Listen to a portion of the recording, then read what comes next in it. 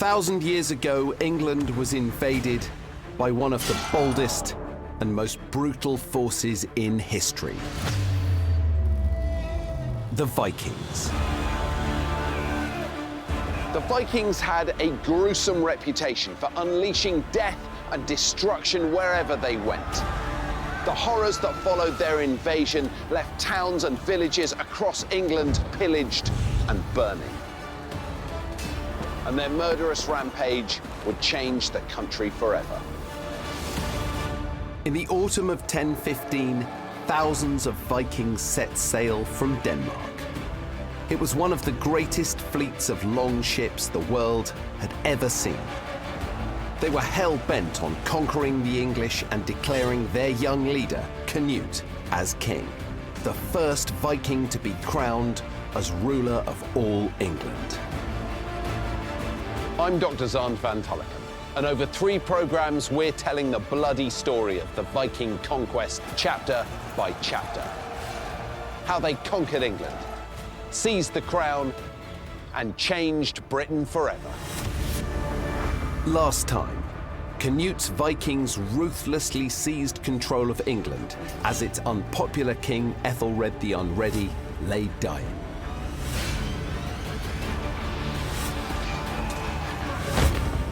And then began their attack on the last city standing, London. England's last hope of salvation now lay with the new young king, Edmund Ironside. This time, Edmund and his English army fight back against the unstoppable Viking invaders. And one final battle and an act of unspeakable betrayal decides the fate of England. This is a story of blood, conquest, and kingdom. This is the Viking invasion of England.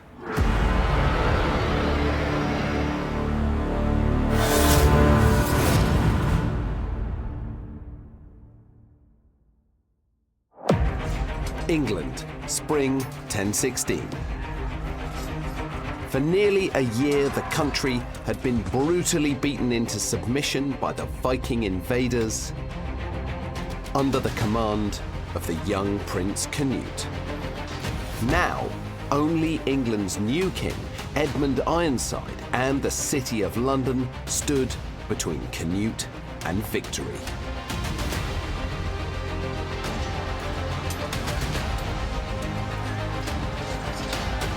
The heroic defense of London was being led from inside the walls by Queen Emma, the widow of Ethelred the Unready.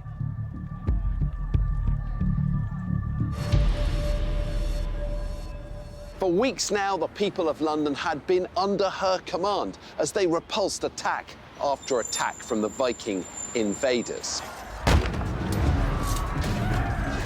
If London fell, then burning, mutilation, unspeakable carnage would surely follow.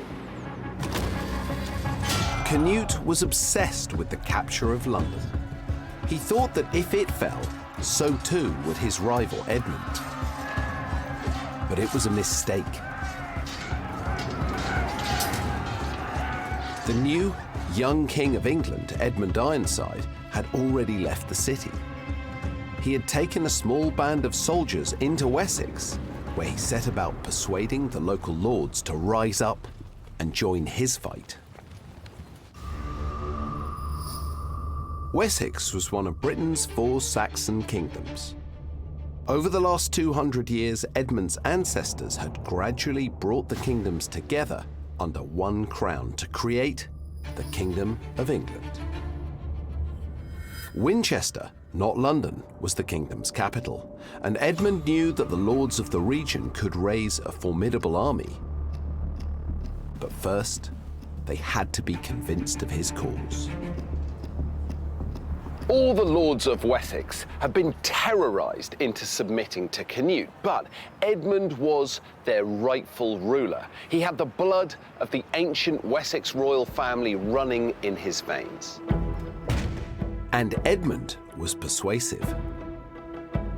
So at great risk to themselves and to their families, all the lords of Wessex now raised up their militia armies, betrayed their oaths to Canute, and joined Edmund to fight for England and the crown.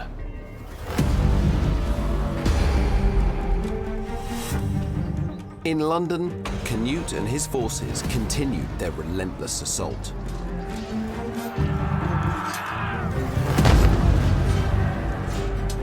But against all odds, the city was still unbroken. And now, news reached Canute that Edmund's support was growing. The young Viking prince was now faced with a difficult choice.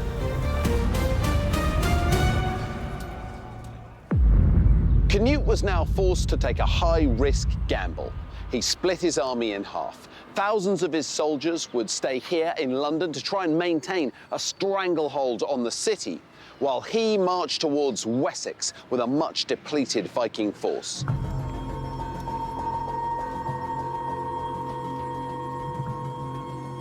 His aim was to finally snuff out Edmund and his upstart English army. The lines were now drawn for a mighty showdown.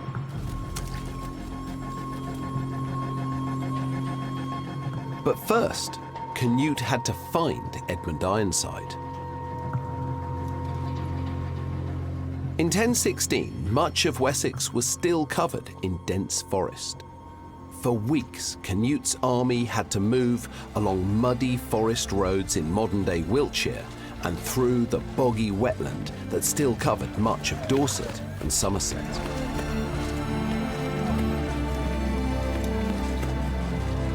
Both armies would occasionally send out scouting parties, hoping to track down and surprise their enemy. Then at the end of June, the two armies finally came face to face in Wiltshire, outside the village of Sherston. The result would be the bloodiest, hardest fought battle since the Viking invasion began. The two armies collided on the ancient Roman road, the Fosse Way.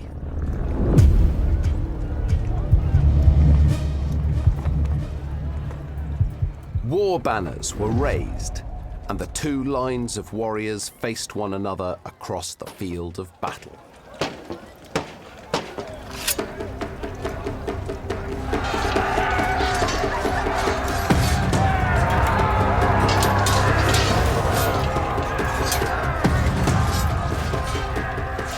There was terrible injury and slaughter on both sides.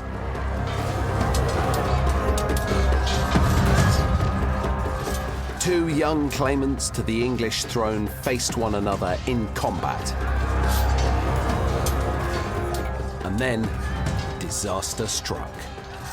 Then, in the midst of battle, a rumour began to spread among the exhausted English ranks. King Edmund Ironside is dead.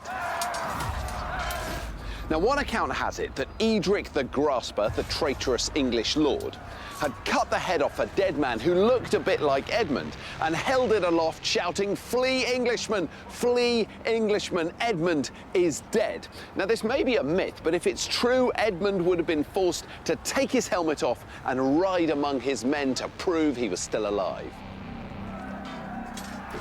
Edmund's bravery reassured his troops, and the English fought on, and the killing continued.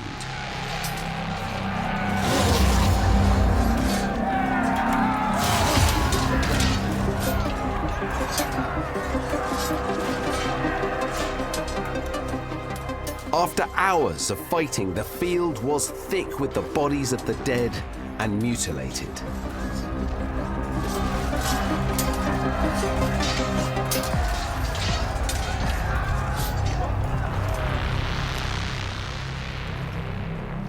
Exhausted, Canute led his army into retreat. Neither side had the energy to continue. But there was no decisive victor at the Battle of Sherston, just terrible slaughter on both sides. Edmund may not have won the battle, but it was a victory for his army's morale.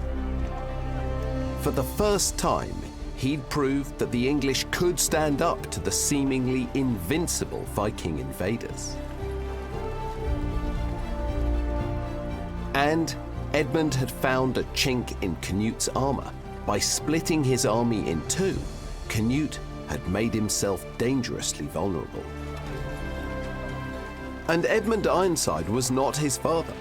He was a leader, willing and able to ruthlessly exploit this Viking weakness.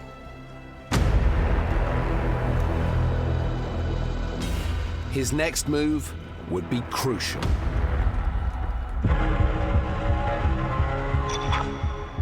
Summer 1016. Edmund and his growing army now marched on London with the Wessex lords by his side. Ironside knew he had the strength to defeat the Viking warriors that Canute had left behind to besiege the city. Even without Edmund, the people of London, led by Queen Emma, had mounted a powerful resistance.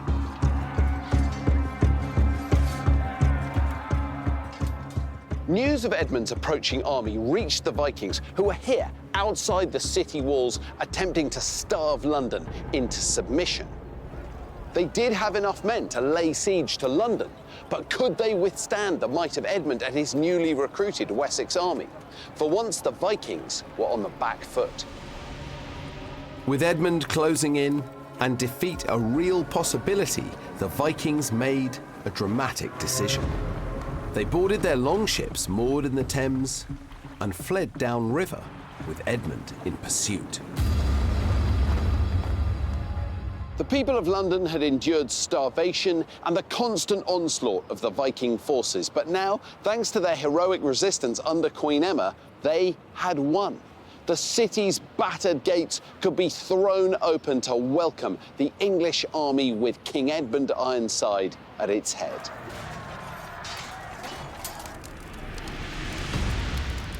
The tide of war had shifted decisively in Edmund Ironside's favour, and the nobility of England knew it, even those who had sided with the Vikings. He now posed a real threat to Canute. But the young prince was not someone who easily gave up. He knew the grit and determination of his ruthless Viking army was capable of annihilating any enemy. The two armies prepared to fight one final ferocious battle for the throne of England, and no one knew what the outcome would be.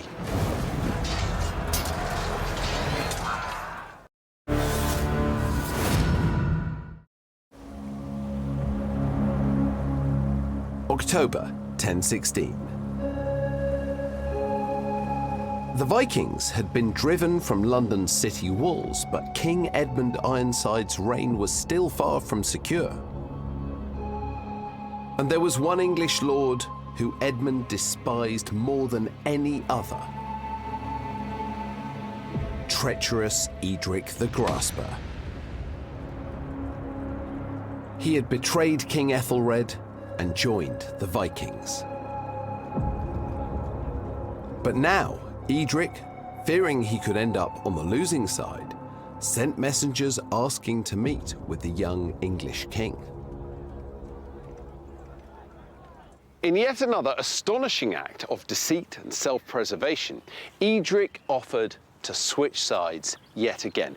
Begging Edmund for forgiveness, he agreed to break the oaths of loyalty that he'd sworn to Canute and order his army to once again fight on the English side, provided that he could keep his power and his lands in Mercia, of course.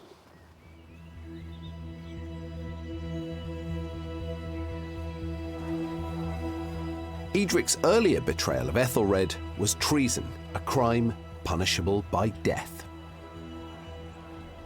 He risked losing his head, but he knew his large Mercian army could tip the balance of power decisively in Edmund's favour. Despite the obvious risks of trusting such a greedy, deceitful man, Edmund had little choice. He desperately needed the military might Edric could immediately offer him. And so, he reluctantly agreed to forgive the heinous betrayal.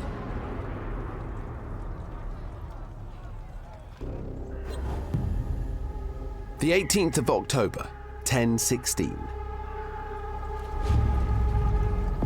A decisive day in the history of England. As the autumn sun rose over the woods and fields of Essex, the English and Viking armies prepared for another showdown.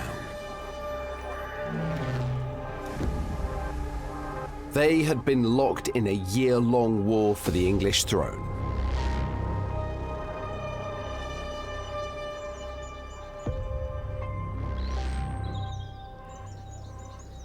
Edmund had hoped for a surprise attack, but Canute had learned of his approach. Now he summoned the full force of his Viking army to make one last desperate stand. Edmund had every reason to be optimistic. Not only did his army outnumber Canute's, he had also assembled his men on the slightly higher ground, with himself on the front line. As the Danes came up the slope, Edmund gave the signal to charge.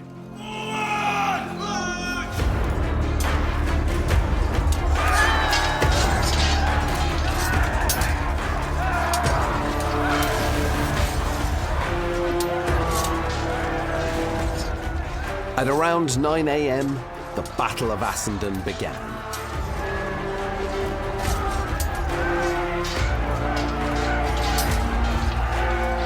Once again, combat was brutal from the beginning.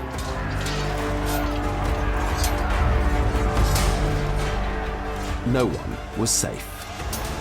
Even bishops reciting prayers on the sidelines lost their lives that day.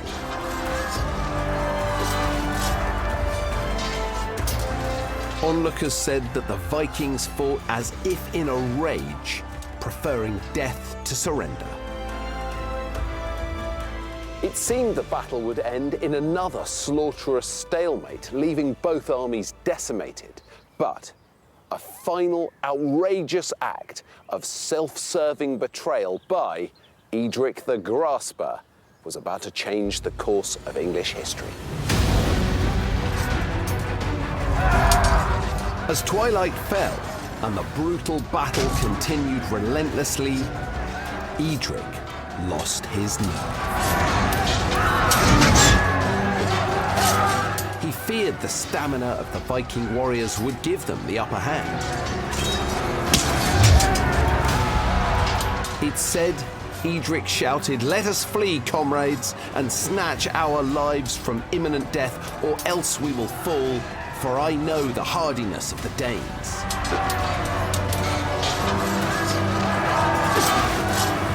He hid his battle banner, ordered his army turn their backs on the Vikings, and run. Edric, we're told, yet again betrayed his natural lord and all the people of England.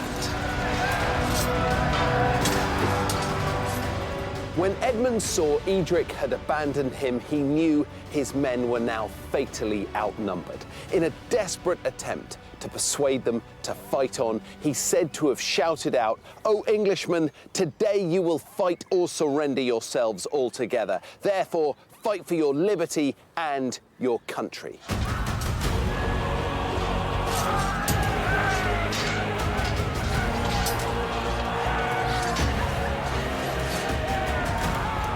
Edmund then plunged headlong into the fight himself, leading his diminished army from the front.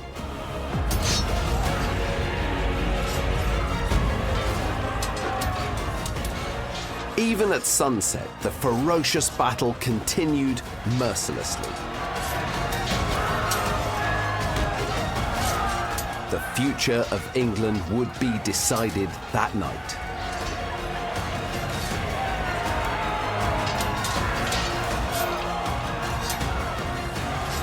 A decisive victory for Edmund and the death of Canute would have stopped the brutal and devastating Viking invasion in its tracks. But it became clear that Edric's treachery was catastrophic. The English ranks began to fracture and then collapse. In panic, the English started to run from the battlefield, and the Vikings cut them down as they passed and butchered any they could catch.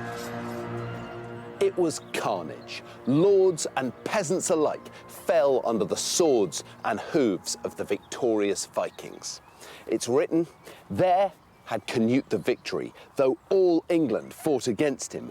All the nobility of England was there undone." Many of the most powerful lords of England were massacred, as well as bishops that had come to bless the troops before the battle.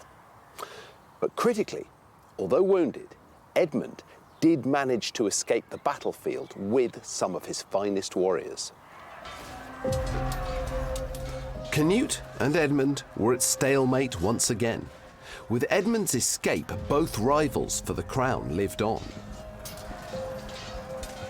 Their armies were utterly exhausted by a year of relentless, vicious conflict. If it continued, the eventual winner would be left with a worthless kingdom in ruins. Canute knew he was running out of options, and he now made a monumental decision. He decided to try and reach a compromise with Edmund, and messengers were sent between them. The two great leaders agreed to meet face to face, and the location was set, a small island in the River Severn in Gloucestershire. At that meeting, the two men made an extraordinary pledge. Edmund and Canute agreed to not only make peace, but to become allies and sworn blood brothers, a medieval oath that was significant and binding. They agreed to divide England between them. All the land north of the River Thames, excluding London, would be ruled by Canute. London and southern England, including his family's own homeland of Wessex, would be Edmund's. England, which had been a single kingdom for 89 years, would now be split in half, both Viking and English.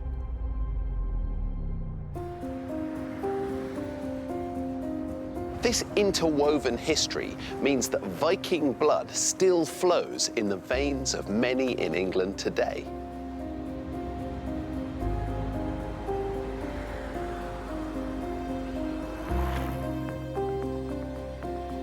I'm meeting with Dr. Eske Villeslev.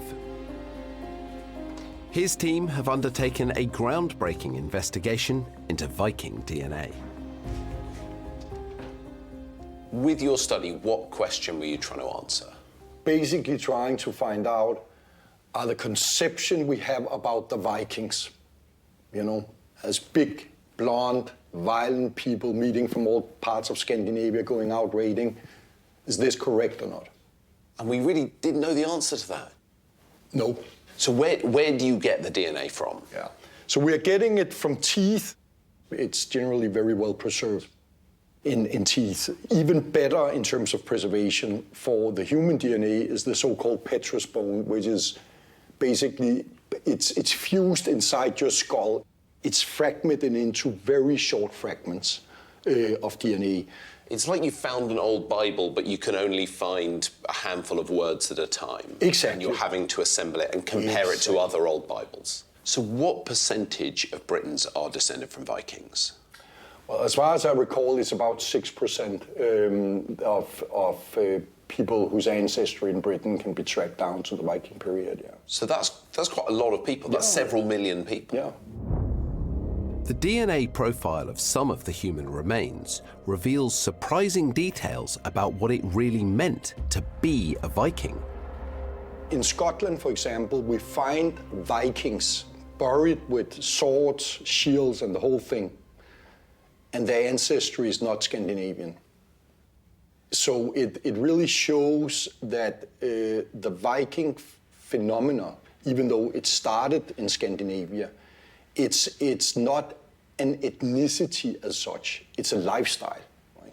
So you could become a Viking even though you didn't have, you can say, Viking ancestry. This whole image that I think many people has of Vikings being these blonde men, you know, running around, killing other people, well, they existed, but there was fewer of them. They were brown-haired men running around and killing other people. Exactly. So I was interested to know if I'm at all Viking. So I've done one of these home DNA commercial tests. If I send you the results, can you have a look at them? Sure. Yeah? Yeah. Okay, amazing, thank you.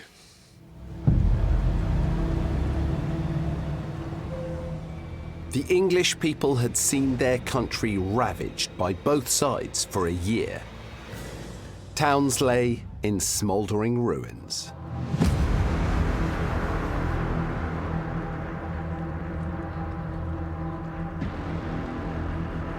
The countryside had been stripped bare of crops and livestock, and thousands had been maimed and murdered.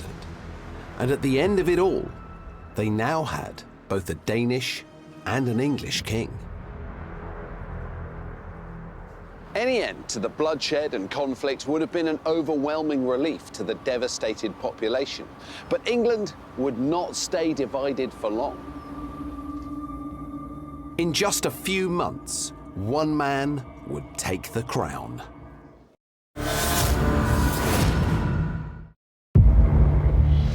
November 1016. The Kingdom of England had been split in two. A Viking king now ruled in the north, and an English king in the south. In their peace settlement, Edmund and Canute had made a crucial agreement. If either should die, the survivor would become king of all England. But both men were young. Canute was perhaps only 17, and Edmund just a few years older. It seemed it would be a long time before England would ever be reunited. But then something unexpected and shocking happened. On the 30th of November, 1016, just a month after their agreement, King Edmund Ironside died. We know when he died, but the exact details of where and how he died have always remained decidedly murky. It's possible he died of the wounds he sustained at the Battle of Assandun.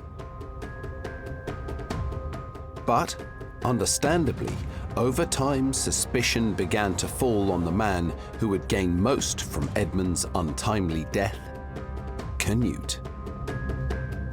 Some report that he had Edmund poisoned, but there are other theories. One writer tells us that during the night, the great and powerful King Edmund received a call of nature. But on going to the privy, essentially a seat over a deep hole, he was assassinated. In one version of the story, the son of Edric the Grasper had concealed himself in the pit. In another, he had rigged a trap using a crossbow, so that when the king sat down, the arrow was released. A gruesome and undignified end for the man who had fought so bravely for his crown.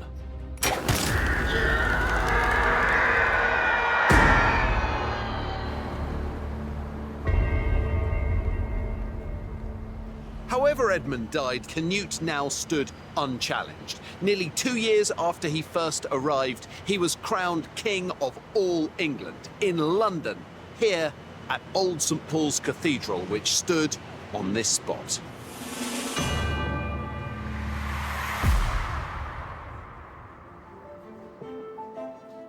Although Canute was Viking, he was crowned in a grand ritual similar to the coronation of his English predecessors, including King Ethelred.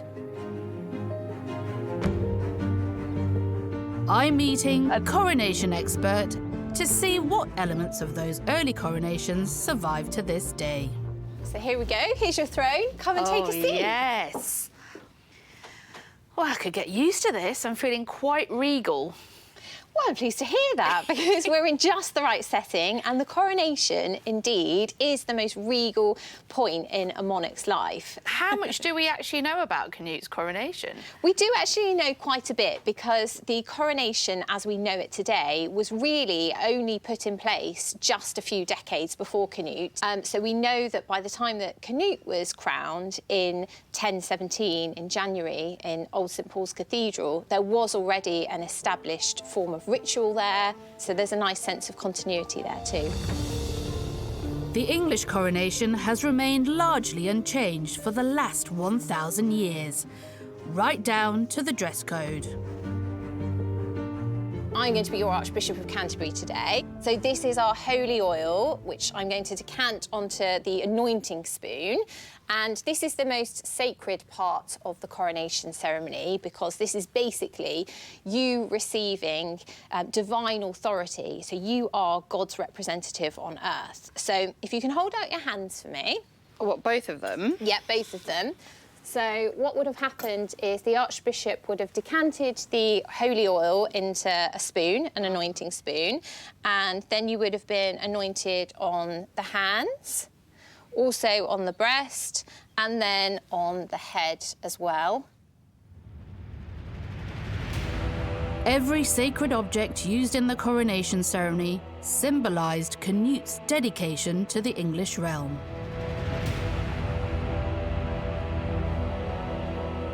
So the next part would have been to have been invested with regalia. So I'm going to start by investing you with your crown. Here we go. Oh, do you know what? I do like a bit of bling, you know. It's really important, and it looks good on you. Really good. So I'm also going to give you your ring. So this goes here on your fourth finger of your left hand. Oh, so that's like the wedding finger. Exactly, yep. So later on, we see monarchs using this ring as a sign of being married to their realm. And then you're also given your rod or your sceptre. Here we go. So this is, again, this is a symbol of justice, and it's a symbol of sovereign authority. But why is it important to perform this ceremony? What does this mean symbolically? It's basically a confirmation of royal authority, and this is particularly important at this time because there's a lot of uncertainty, there's a lot of turbulence in the realm, so it's a way of trying to remind the people who's in charge, and in this case it's Canute. I'm certainly feeling very royal. Move over, King Canute. Here comes Queen Raksha.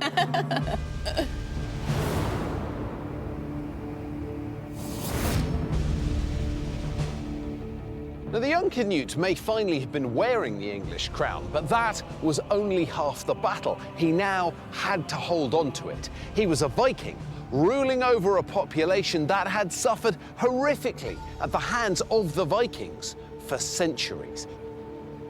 And of course, for many, he wasn't the rightful king.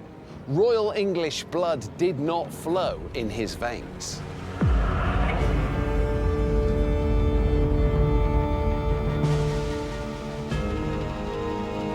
Canute needed a grand gesture that would legitimize his rule and show to the English people that he intended to heal the wounds of division.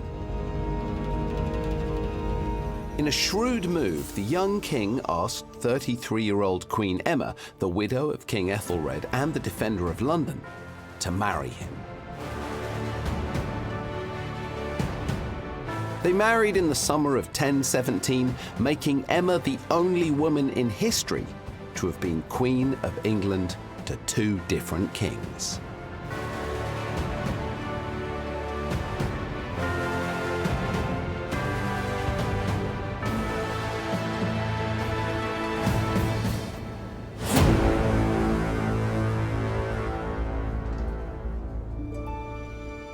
Despite the unromantic beginning, Emma and Canute grew close, and their partnership was strong, loyal, and long-lasting.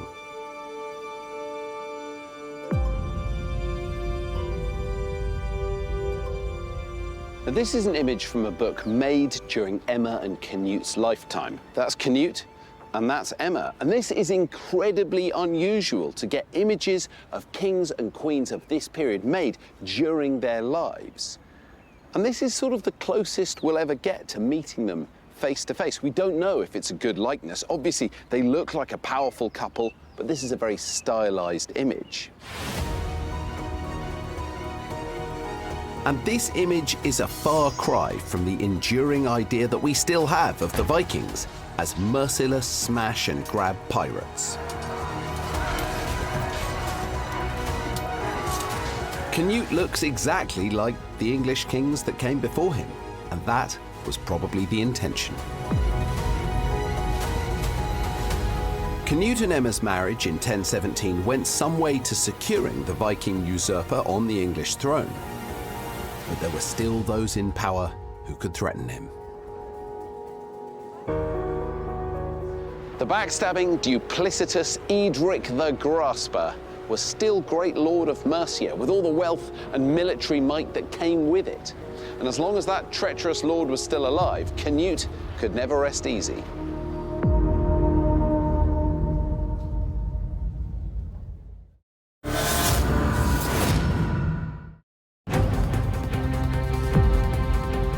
Winter 1017. The Danish Viking prince Canute had become the divinely appointed King of England. But he still needed to secure his grip on the throne. He appointed loyal Viking supporters to rule over 3 of the 4 ancient regions of England: Wessex, East Anglia, and Northumbria. Only Mercia still lay in the hands of an English nobleman, Edric the Grasper. But, maybe understandably, Canute felt that he couldn't quite trust Edric, and he also knew that Edric wasn't too popular with the surviving English nobility or with his Queen Emma.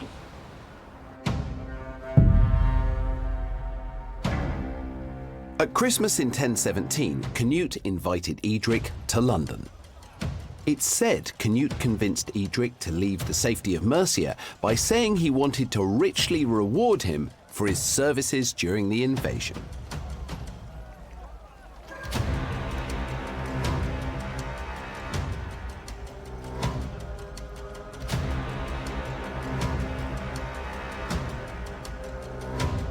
It was a ruse straight from Edric's own playbook.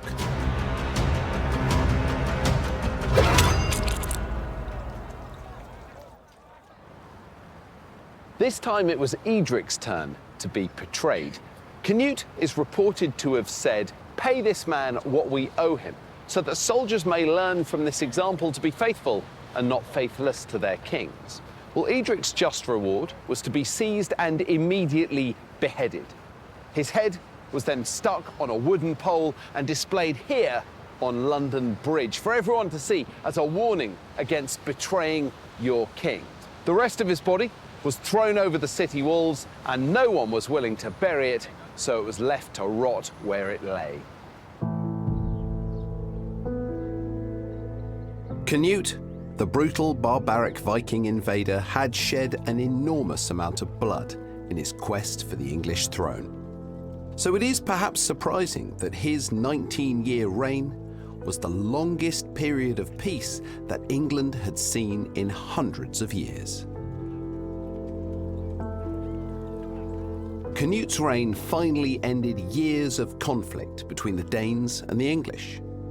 And he proved to be a wise and fair king. He is only one of 2 English kings to earn the title the Great. Canute's ambitions to expand the territory of the Danish people did not stop at the conquest of England. In 1018, he inherited the throne of Denmark following the death of his brother. 10 years later, he conquered Norway.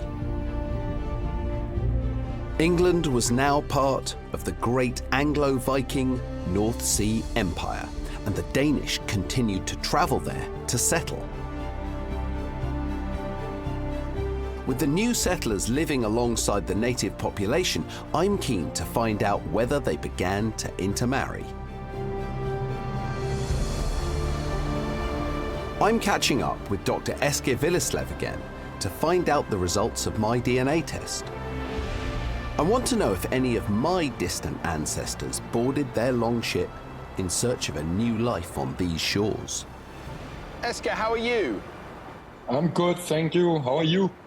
Yeah, I'm very well. Look, I'm very excited about this. I've never done one of these tests before, and I feel like I've got literally the best person in the world to do it for me. So, can you talk me through the results? Well, maybe not too surprising. You are 39% English or Northwestern European. Then you have 45% Scottish. Did you know you had a lot of Scottish ancestry? Literally had no idea. So you're saying 39% English, Western European, 45% Scottish. Exactly. Then 2% Wales. 2% Wales. Yeah, and Northern Philippines, 1%. Philippines, 1%, okay. Yeah, which is kind of exotic, isn't it? Living in Britain and everything. And then 5% Irish. 5% Irish, okay. So we are up to 92%. 92%, okay, 8% to go. 8%, and that's the exciting part, at least to me, because you're 6% Norwegian, and then Swedish or Danish, 2%. Whoa, okay. 8% is very likely due to Viking ancestry. Wow, okay. So there is Viking, not as much as I predicted when I just look at you, but still quite some. So I look more Viking than I am, but I am, you know, between what, 6 and 8% Viking. That's amazing. Well, I would say 8%, at least 8%, because some of the other ones, the Scottish and the Wales, could actually be, depending on how they have done this exactly, there could be some of that is Viking too. So it's at least 8%, I would say. Do you know, when I was in Denmark, standing in the Viking fort with the chainmail and the hat, I felt a stirring, but then also I guess I'm mostly English, so probably I was a bit terrified as well.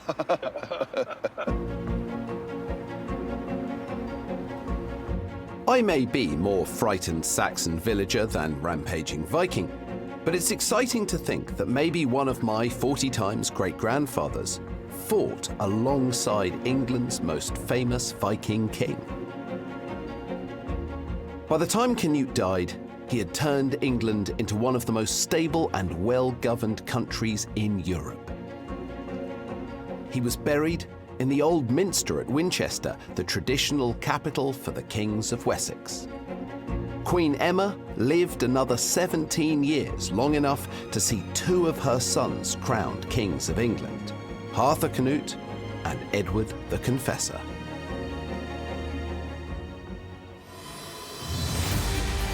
In just 3 short years, Canute had fully conquered England and firmly established his right to rule. The long, chaotic reign of his unpopular predecessor, King Ethelred the Unready, had ended in a flurry of bloody Viking attacks. Then, as Ethelred's health failed, Canute led a mighty fleet to England's shores in search of the ultimate prize, the royal crown. All hope lay with Ethelred's young, charismatic son, Edmund Ironside, but that hope was shattered in one devastating moment. Betrayed at the final hour by a man who will go down in history as Edric the Grasper.